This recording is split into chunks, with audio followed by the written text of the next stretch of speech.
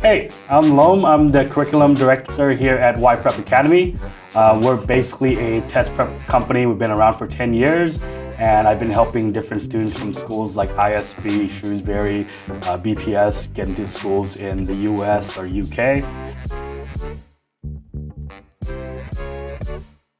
Well, the biggest thing is starting too late.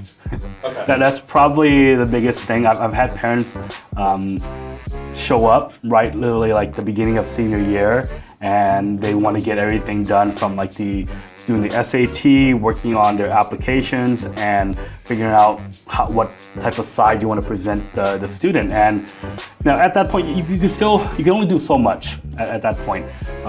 So I would say that's one of the biggest mistakes.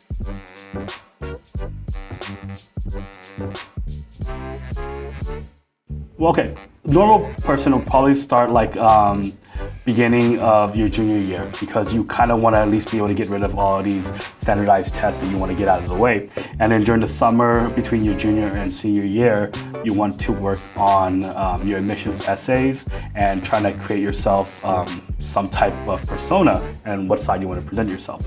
Now the parents who are really prepared, they'll start their kids even earlier in like 9th grade. But I would say that ideally you just start in your junior year. You don't need to get into that much. As long as you're a good student, you are active in your school community, and you're actually passionate about a lot of stuff that you do, that usually is enough time. Going from a British system to a US system is probably harder, because then you have to change a lot of the things that you're doing. You have the good grades already, you have your A-levels, but for the US schools, A-levels test score are basically they're like grades too. So they want to see, okay, is there anything else that can showcase the student? So then they'll have to maybe take a standardized test, the ACT or the SAT. They still have to show that they will be a good contributor to whatever university community they are going to. So if it's Shrewsbury, they'll see, have you been a head boy? Are you playing any sports?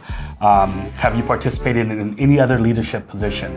And for a lot of students who are used to just preparing for the British system, this can be a bit jarring, because they don't really have to do that. And then they try to rush all these things in their last 2 years of school, because most of them usually just decide to go to US schools at the last moment.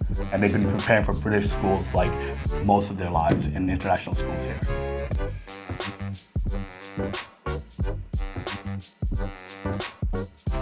The British system, I mean, they'll look at some extracurricular activities, especially in the essays when you write about them, but it's not on the same level as the US. The US, at least the top tier schools, they take a more holistic look at the student, while the British system, they generally just want to look at your score sheet. Right. They want to see, hey, is this kid a good student? Will he or she be able to handle the rigors of the curriculum here? So that usually comes down to just the British style tests like A-levels, and your whatever your teacher writes about you in your school system, whether you're going to an IB school or a British school system.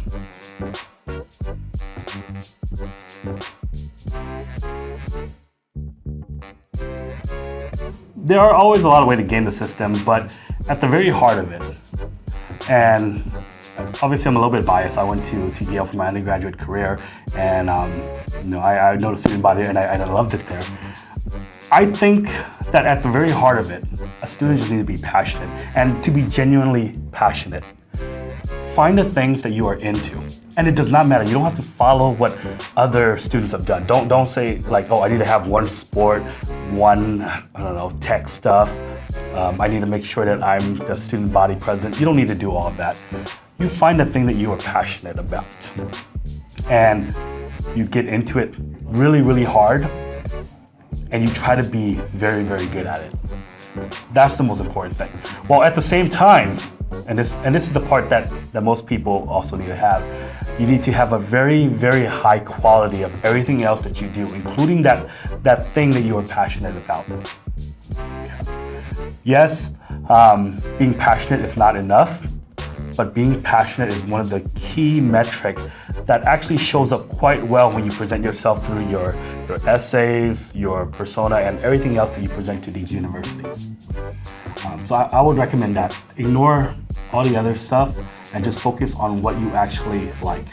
A lot of parents, a lot of teachers, a lot of counselors will try to tell you you need to have this, this, and this. And for the most part, that is kind of true, but it also can still work out as long as you follow what you're generally interested in. Okay, you can do all those things and you will look like a good candidate. But a lot of these schools can find many, many good candidates. They want people who are truly passionate and they want people who are truly into whatever it is that they like. And these are the things that they will contribute to the student community when they go to college.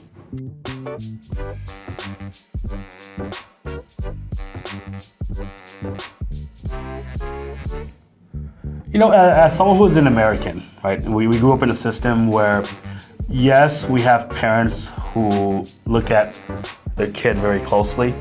And on the one hand, I do want to say you don't want to be too much of a helicopter parent. But I also know that to get a student to achieve at a high level, you do need to have that. I would say you do need to pay attention to what your kid is doing. Get them the help that they need, get them the tutoring, pay close attention to what type of activities they're doing, encourage them to go out for leadership positions. Now, at the same time, the part that I disagree with and things that I've seen in my work here in Thailand for the past 10 years is you do need to watch what type of pressure you're putting on the student. And a lot of the best students and the best parents who, are parents of these students, what they do is they encourage their kid, they talk to their kid, and they try to do things along with the kid and say, hey, this is pretty good, what do you think, should you do this? And they encourage in that style. On the opposite end, you have the parents who are much more pushy. And they're coming from a good place, obviously. They want the kid to succeed well.